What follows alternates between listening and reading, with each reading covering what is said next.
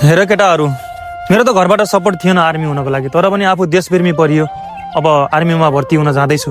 मेरा घरै पनि नजा आर्मीमा पर गोली हान्दाखान वद्दाखान भन्दा थियो। अब हाने पनि हाने जानु पर्यो त्यसका लागि। देशको सेवाको लागि पनि जानुपर्छ हामीहरूले। ओहो काजल लागे हो केटाहरू तपाईँहरू? के गर्ने सर, हामी त देशप्रेमी परियो। अब आर्मीको भर्ना खोलिएको छ भन्ने कुरा सुनिएको छ, त्यही भएर हामी सबैजना आर्मीमा भर्ना हुन जाँदैछु। अब देशको माया लाग्छ, देशभक्त परियो, देशलाई पनि बचाउनै पर्यो हैन? हेर केटाहरू, तपाईँहरूको देशप्रतिको जो भावना हो नि त्यसको म कदर गर्छु। देशको माया पनि गर्नु पर्यो, सेवा पनि लाग्नु पर्यो। अनि अर्को कुरा, जन्म दिने आमा र जन्मभूमिलाई रक्षाइ गर्नुपर्छ हामीले। यो चाहिँ हामीले गर्ने कामै हो। तर मैले कहाँनिर अड्केको छु भने न त हामीलाई भारतले आक्रमण गरेको छ, न त हामीलाई चाइनाले आक्रमण गरेको छ, न त अन्य देशहरूले हामीप्रति आक्रमण गरेको छ। तर भारतसँग हाम्रो व्यापार व्यवसाय छ, चीनसँग पनि त्यस्तै गरिरहेको छ। कहीँनिर सिमानाको विवाद आएको छ। सही भन्नुभयो।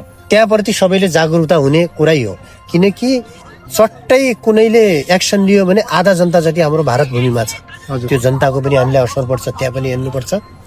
र अर्को कुरा, राणा शासन फाल्दाखेरि पनि युद्ध भयो, नेपालीले नेपालीलाई नै गोली हान्यो।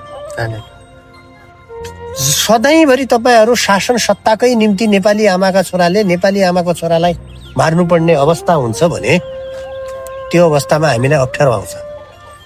बौद्धले व्यवस्थामा पनि त्यस्तै भयो, जनयुद्ध गर्दाखेरि पनि त्यस्तै भयो, 21 दिने आन्दोलनमा पनि त्यस्तै भयो, अहिलेको जिएनजी आन्दोलनमा पनि त्यस्तै भयो। भने हामी तानाशाह अथवा सिस्टमको विरुद्धमा जाने, नेपालीले नेपालीलाई गोली हान्ने, नेपाल आर्मीले यस्तो अवस्थामा भयो। र नेपाल आर्मी भनेको त विश्वलाई चिनिने आर्मी हो, त्यसलाई म सलोट पनि हान्छु।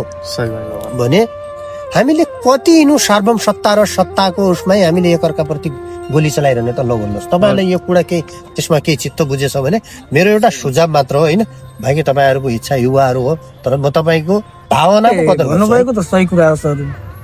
पुरा कसमा अट्क्यो भन्नुहुन्छ भने अब गाउँबाट र घरबाट आमा बुवालाई पनि हामी आर्मी बन्छौँ, देशको सेवा गर्छौँ भनेर लागिरहेछौँ। तर तपाईँले भनेको कुराहरूबाट त हामीलाई कुनै कन्फ्युज कुरा, भनौँ न कन्फ्युज कुरा दोधारमा भयो, अलिकता मन छुयो। त्यही त अब हामीले के गर्ने त, कुन उपायतिर लागेर हुन्छ त देश? त्यो अब हजुरले भनिदिए अब कोही राम्रो। हामी त तपाईँको कुराले अलमल पर्यो सर। हेर्नुहोस्, अब यसको उपाय के छ तपाईँ हामीलाई भनिदिनु पर्यो। तपाईँहरू त्यो आर्मीबाटै नै देशको सेवा गरिन्छ भन्ने कुरो हुँदैन। घर जानुहोस्। हजुर, अब बन्द हडताल गर्छन् कसैले, जनतालाई नै दुःख, अर्को आन्दोलन गर्छन् जनतालाई नै दुःख, यातायात रोकिन्छ, देशको आर्थिक रोकिन्छ, सबै चिज रोकिन्छ। अनि विकट ठाउँमा साधन पुग्दैन, समस्या आउँछ। त्यही भएर तपाईँहरू गाउँतिर जानुहोस्।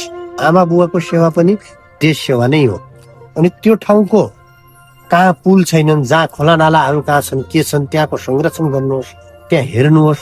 अनि त्यसपछि लिएर शिक्षाबाटै आन्दोलन गर्नुपर्छ। अब हामीले कसैलाई अवरोध नगरेर शिक्षाबाटै हतियार बनाएर शिक्षाबाटै आन्दोलन गरेर देशको सेवा गर्नुपर्छ। र बालबालिकालाई हामीले शिक्षाको अभियानबाटै नै यो आन्दोलन भयो भने नयाँ पिँढीलाई हामीले अन्धविश्वासमा होइन, एउटा समग्र समानताको हिसाबमा जियोस् भन्ने, त्यो पनि नेपाली सेनाभित्रमै गनिन्छ क्या। सही कुरा त्यो, अरू मैले केही भन्दैन। बाँकी उहाँले भनेको कुराले हाम्रो मन छोयो। अब चाहिँ हामी फर्केर जानुपर्छ। ल,